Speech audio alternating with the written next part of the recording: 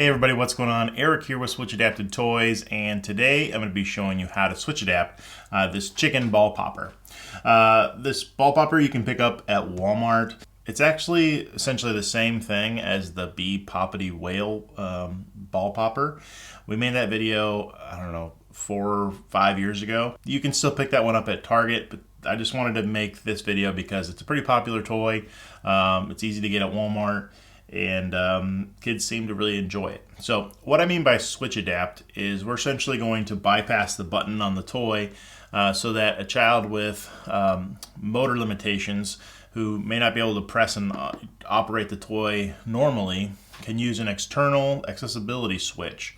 And switches often are larger and can kind of be tailored to the child's needs. So that basically allows them to press the accessibility switch and activate the toy, allowing them to play with a toy that they might not otherwise be able to.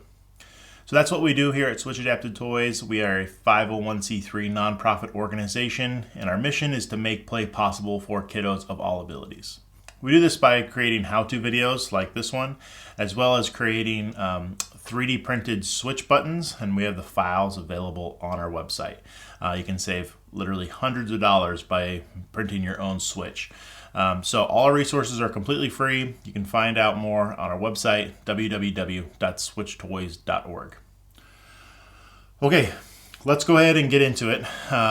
This is a pretty easy toy to adapt. Shouldn't take us too long. First thing that we need to do is remove all the screws on the bottom of the toy.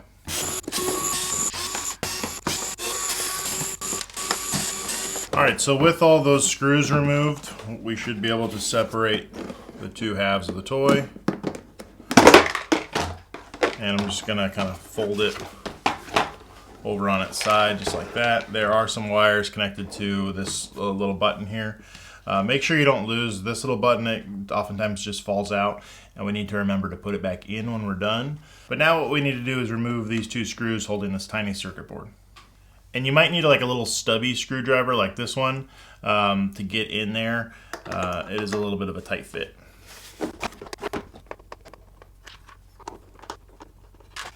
Alright, so here's our circuit board, and you can see these wires going to the circuit board are connected on these two little points, those two little leads there. So that's where we're going to solder our headphone jack wires to. Now, when you heat these up, I've had a lot of times the wires that are already connected to these points will pop off. So if that happens, you just need to make sure you solder them back on. But it does happen. So the best thing to do is just kind of move a little quickly when you're soldering. You just want to get it melted and stuck on there, but you don't want to really like heat it up too much because you're likely to pop off the wires that are already on the circuit board. Alright, so in order to solder our headphone jack wires to the board, we need to drill a hole in the front of the toy so that we can get our wires in there. So what I like to do is just drill a hole right here through the front, kind of next to the big egg button, and that's a perfect spot. Alright, so let's talk a second about our headphone jacks. We like to use a mono headphone jack. You know it's mono because it only will have 2 wires inside. Mono headphone jack wires are a little bit harder to find, but they are so much easier when you're trying to adapt a toy. So I encourage you to try to find some of these. We do have them available on our website if you want to pick them up there. Proceeds help support making these videos. But you can technically use a stereo headphone jack. You just have to make sure you wire it a certain way so that it will work with all switches. And it's a little tricky sometimes figuring out which wires you need to combine. So, but mono, there's just 2, makes it super easy. Make sure you get a mono headphone jack. And I'm just going to slip my headphone jack wire through the hole. And before I solder my headphone jack wires to the circuit board, what I like to do is I like to get a little bit of solder on the tips of both of my wires.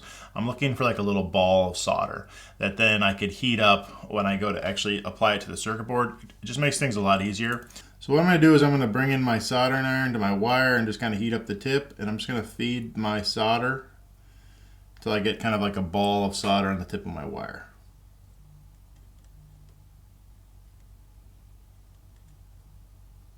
Just like that.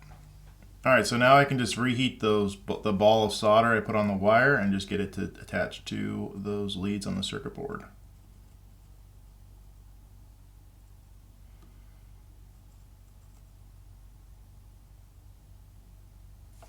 and you can give your wire just a little bit of a tug and make sure that it's attached. Now we can go ahead and do the other wire.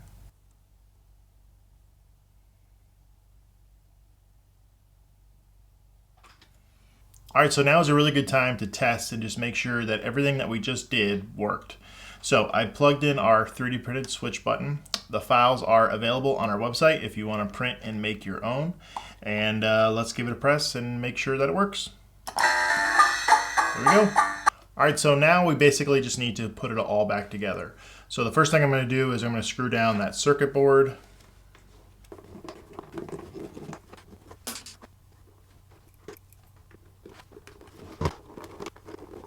All right, so now what we need to do is prevent a child from being able to pull on the cord and just ripping off our connections. So what I'm going to do is I'm going to wrap a zip tie around the wire on the inside of the toy. And that will basically act like a barrier that won't be able to fit through the hole that we drilled, so that whenever they pull on this, it'll hit that zip tie.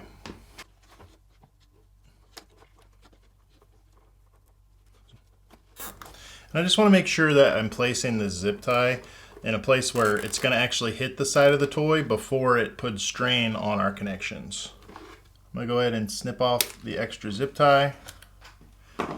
And what I like to do is I like to use some CA glue or some super glue, and I basically just glue that zip tie into place around that wire. That way it doesn't slip. If you have some, you can use some activator spray, and that'll basically instantly dry that super glue. So now if I pull on this cord, I'm not going to strain any of our connections. All right, so now we just need to put it all back together.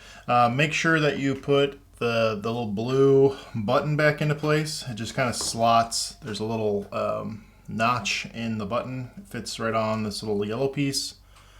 And then just make sure you're not going to pinch any wires. Close it back up. Oh, so this is one thing you want to be careful. Like my wire kind of got pinched there. So I'm just going to make sure I get those wires clear.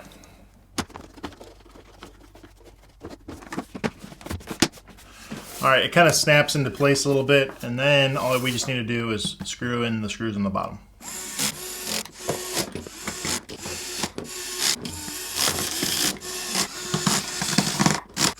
All right, so now that I've got everything put back together, I've gone ahead and put some balls in the toy, and let's just make sure that it still works.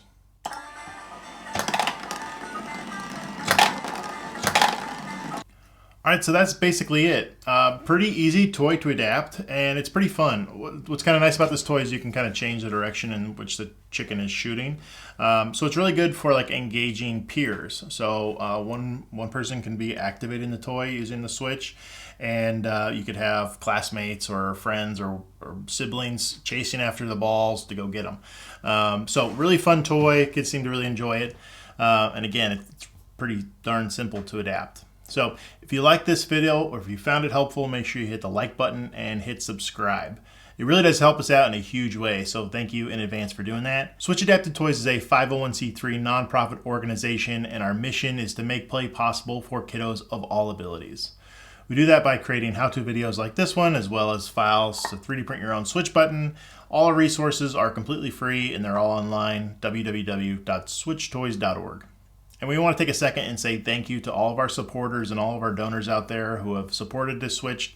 We really can't do this without you, so from the bottom of our heart, thank you. Lastly, if you're interested in picking up this chicken ball popper or another adapted toy or switch button and doing it yourself isn't your thing, we do have a store on our website where we sell pre-adapted toys that are ready to play with. So our goal is to produce these resources so that you feel comfortable doing it yourself.